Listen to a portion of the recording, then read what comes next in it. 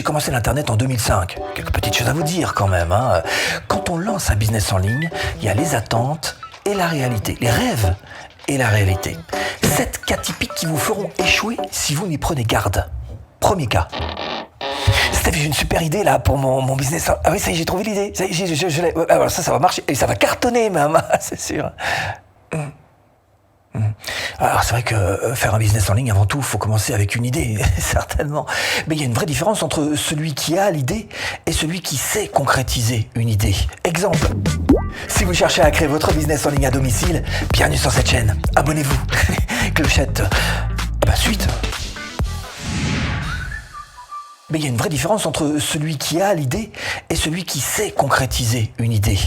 Exemple, Michel Platini, footballeur emblématique de sa génération. Michel Platini, c'est certainement pas celui qui a eu l'idée de brosser sa balle pour marquer un but en lucarne grâce à un coup franc magique.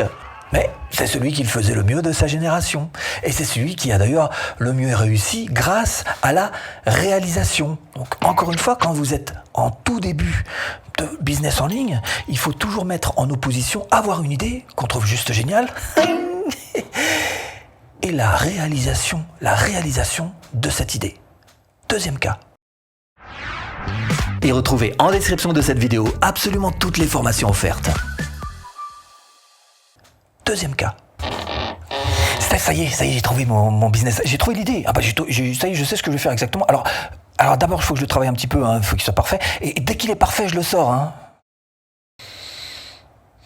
Ouais, c'est vrai que quand on se lance, on a plutôt envie de chercher à faire bien. Alors qu'est-ce qu'on fait ? On se fait un chouette blog, une chouette chaîne YouTube, un compte Instagram qui va bien, les réseaux sociaux. On travaille aussi notre projet. Évidemment, on a envie de sortir quelque chose qui soit parfait. Voilà, parfait, ce serait juste très très bien. Voilà, Erreur. Ah non, mais grave erreur. La stratégie, au contraire, ce serait de chercher à essayer de sortir ce qu'on appelle un produit minimum viable. Pourquoi minimum ? Mais viable quand même, tout simplement parce que il ne doit pas être construit en fonction de nos propres idées, mais plutôt en fonction des retours de vos clients. C'est le minimum viable product. C'est ça, en fait. Une furieuse envie de vendre des fraises, les proposer en version minimaliste et avec le temps, faire de son produit une version qui colle au plus près aux envies du client. Bref, la deuxième erreur à éviter, c'est de chercher à entrer sur le marché comme une star versus rentrer sur le marché par une petite porte adaptée. Troisième cas. Ça y est, Steph, ça démarre. J'ai plein de gens qui me contactent, qui me demandent des renseignements. Ça y est, c'est en train d'exploser. Ça explose, mon business, c'est en train d'exploser. C'est fou. Non, restez prudent parce que vous allez toujours attirer un maximum de curieux, qui juste pour voir, c'est tout, pas plus, ou alors tout simplement de rêveurs qui s'y voient, qui se projettent, qui y croient fermement, dur comme fer, mais qui ne passeront jamais à l'action. Bref, ce qu'on appelle des touristes. Et les touristes, croyez-moi, ça va vous faire perdre énormément de temps. Parce que ce temps passé à vous occuper des touristes, vous ne le passerez ni sur votre business, à le faire avancer, à le faire progresser, ni sur vous-même vis-à-vis de ce que vous avez envie de faire ou tout simplement pour prendre du temps pour vos proches. D'où l'intérêt de vous créer une communauté de VIP dont vous allez pouvoir vous rapprocher, que vous allez pouvoir aider et que vous allez pouvoir faire de manière la plus efficace possible, sans perdre votre temps. Quatrième cas. Non mais Steph, tu comprends, je vois pas qui pourrait me remplacer sur ça, je vois pas à qui je pourrais déléguer ce genre de choses-là. Alors c'est pas faux, c'est vrai que quand on commence à bien fonctionner, on peut littéralement se sentir submergé par une vague de gens qui viennent vous rejoindre, et c'est Internet, il y a du people quand même en face. Donc là effectivement ça peut être quelque chose d'un petit peu gênant. Alors il y a un moment où il va falloir déléguer. Déléguer, laisser sa place, en tous les cas, la proposer à d'autres. Et pour ça, il y a une liste que vous pourriez faire. En tous les cas, il y a 2 listes qui devraient vous servir vraiment de point de repère. Essayez de trouver d'abord ce que vous n'aimez pas faire. Ça, c'est sûr que c'est bien de pouvoir le déléguer. Et puis la deuxième chose, c'est d'essayer de voir ce sur quoi vous êtes le moins bon. Et ça, c'est ce qu'il y a de plus difficile à admettre. Donc à partir de là, il faut absolument chercher à déléguer à des gens qui sont meilleurs que vous. C'est du gagnant-gagnant. Vous allez faire monter votre niveau grâce à cette externalisation et vous allez vous libérer du temps pour d'autres tâches plus agréables. Parce qu'on n'est pas qu'une machine à fric. Il y a un moment aussi, il faut se garder des petits coins sympathiques pour nous, pour que votre business puisse durer longtemps et que vous l'aimiez profondément, avec le cœur. Cinquième cas. C'est cool, Steph, ça marche. Voilà, ça y est, c'est lancé. Je vais pouvoir commencer à me prendre du temps libre. Je vais pouvoir me la coller douce. Ça va être couper un super. Non. Qu'est-ce que tu dis ? Non, bah non, je vais pas te casser le délire, mais quand on est entrepreneur, on a besoin d'un business qui tourne. Donc il faut effectivement l'entretenir. C'est pour ça d'ailleurs qu'on parlait tout à l'heure de l'externalisation, en essayant de déléguer des postes, mais aussi, il faut parler quand même de l'automatisation.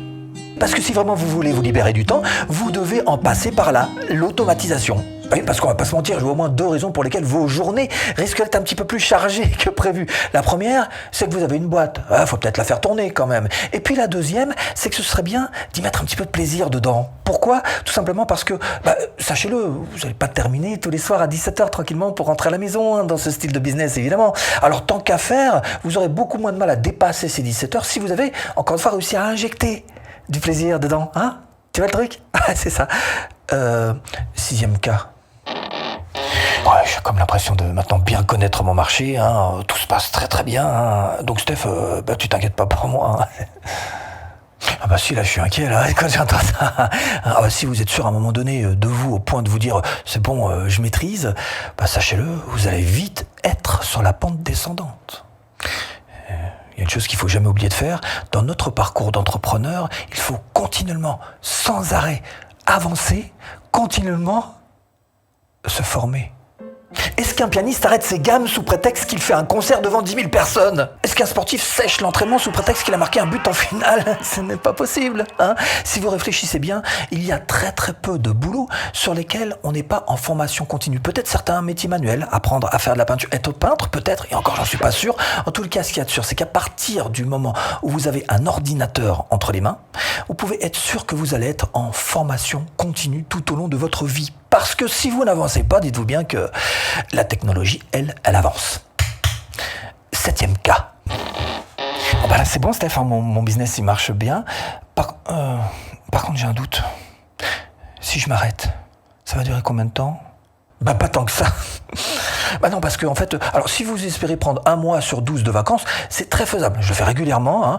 Je pars juste avec mon smartphone et ça me suffit. Ça permet de faire quoi ? Faire du support client. Il faut quand même aider vos clients s'il y a un problème évidemment, mais aussi de garder un petit œil sur votre business, c'est important. Mais pas plus, hein. Ça prend quelques, voilà. Pas trop, ça vous prend pas trop. Voilà. Et par contre, si vous souhaitez vous arrêter 6 mois sur 12 et que vous dites mais je suis tranquille, là vous mettez dans l'œil. L'œil, ouais. Non, si vous pensez retraite, sachez que ça se prépare un petit peu différemment quand même quand on est entrepreneur. L'idéal, c'est tout simplement de se réserver une petite partie. C'est vrai que quand on gagne bien sa vie, ça permet de mettre un petit peu plus de côté. Hein. Voilà, pas tout claquer dans les voitures rouges, parce que c'est bien pour la frime, hein, pour la preuve sociale, ce qu'on appelle en marketing. Hein. Mais ça nourrit pas son homme, hein, ni sur le court terme, ni sur le long terme, une voiture rouge. Hein. Bon, enfin bref. Qu'est-ce que je vous disais ? Oui, mais je vous disais en fait qu'il faut mettre absolument de côté toutes ces choses-là, parce qu'on gagne toujours beaucoup plus. Donc ça, vous mettez de côté. Pour nos vieux jours, hein, nous préserver de ces fatigues qui sont à prévoir dans l'avenir, avec de l'investissement boursier, de l'investissement immobilier, peut-être une petite assurance vie. Mais le mieux, évidemment, c'est de mettre en conjonction les 3. T'es d'accord là-dessus ? Donc si malgré tout ça, j'ai pas réussi quand même à vous décourager de créer un business en ligne, même en partant de zéro, je vous mets là-dessous une formation offerte. Il suffit juste de cliquer. Tout de suite, si tu cliques, grand fou.